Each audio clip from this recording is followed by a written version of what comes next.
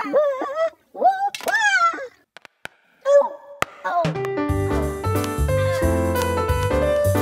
time for another Dice Tower review from Gamers Remorse.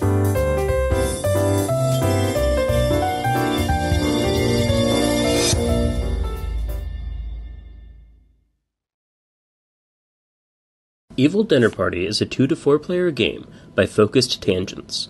In Evil Dinner Party, each player takes on the role of a criminal committing crimes in a set order with the ultimate goal of committing the ultimate crime, murder. Players are each dealt a hand of 7 cards, with the remaining cards placed in the center as a draw pile. Play will then begin and continue in turn order, passing to the left. On a turn, a player can take 5 actions: commit a crime, draw cards, scavenge cards, trade cards, or apprehend a criminal. To commit a crime, a player must have the current crime card and all the necessary aspects of the crime. In the first round, players are all attempting to commit vandalism, and thus need a vandalism card, a location, a character, and an object.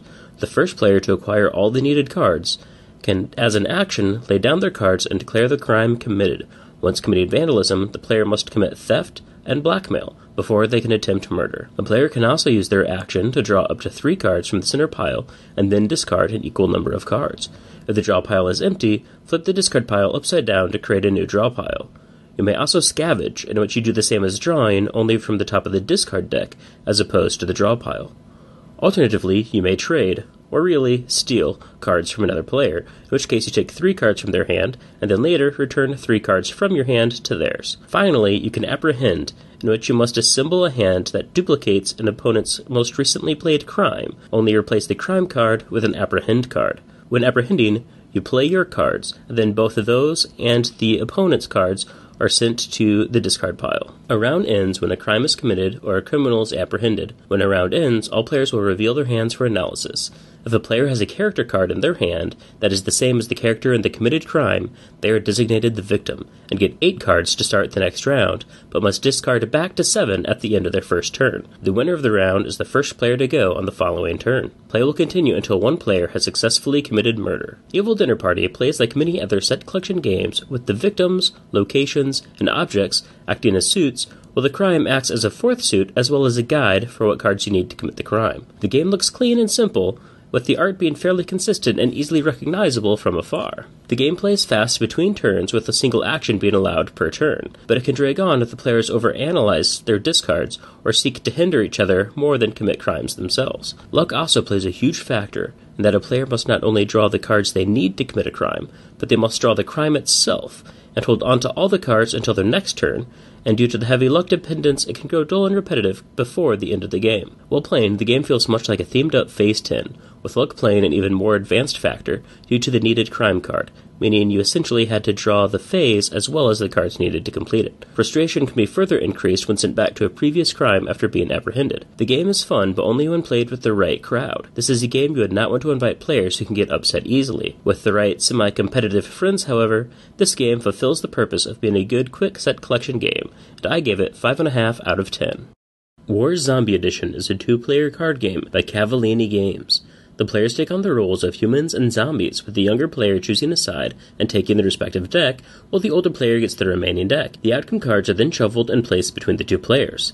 The zombie player will go first in rounds 1 and 3, with the human player going first in rounds 2 and 4. Each player will draw 6 cards, making their hand for the round. The first player will then play 1 card face up onto the play area, while the second player will then do the same. Players will then alternate playing a card from their hand, adding to the current battle to boost the numbers, or to create a new battle on the side. There can only be 1 open battle running at a time, however, meaning if one player started a new battle, the other player can only play on one of the ongoing battles until all battles have a member of each race, humans and zombies, partaking. Once all battles have a member in each race, humans and zombies, a new battle can then be started by either player. A player cannot play multiple symbols in one battle, and can only have 1 to 3 cards per battle as well.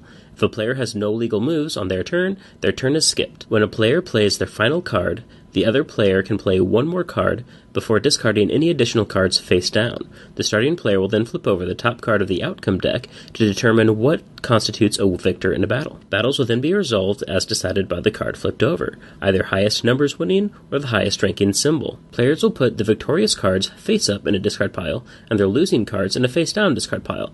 After the final round, players will tally the number of cards in their face up discard piles, and the player with the most cards face up will win. In a tie, the highest valued cards in the face up discard pile wins, and in a further tie, a draw is declared. War Zombie Edition plays fairly quickly and is a fun, silly spin on the rock, paper, scissors mechanic, as you are playing cards not knowing it will come down to the symbols or the numbers. The art is a fun cartoonish style, with each race having their own images and the iconography being fairly easy to recognize. For players who do not like chance, the outcome cards can become frustrating, but for those who enjoy taking risks and minor gambles, it adds a fun element to which cards to play and where. The game can grow repetitive quite quickly, however, as the mechanics are simply choose a card and hope that you chose wisely. This works well, however, for a younger audience as well as players who struggle to keep their focus on the game. As a whole, I give the game 6.5. It's a good filler game for players to play while waiting for the other gamers to show up to a game night, and it's a nice themed up mix of war and rock, paper, scissors that will help get younger gamers into card games. Thanks so much for watching the Dice Tower videos. Find more great videos and reviews, as well as our top-rated audio podcast at Dicetower.com. You can also find other great shows at Dicetowernetwork.com. I'm Eric Summerer, and you've been watching The Dice Tower. The Dice Tower is sponsored by Cool Stuff Inc., where you can find great games for great prices. Cool stuff in stock. Check them out at CoolStuffInc.com.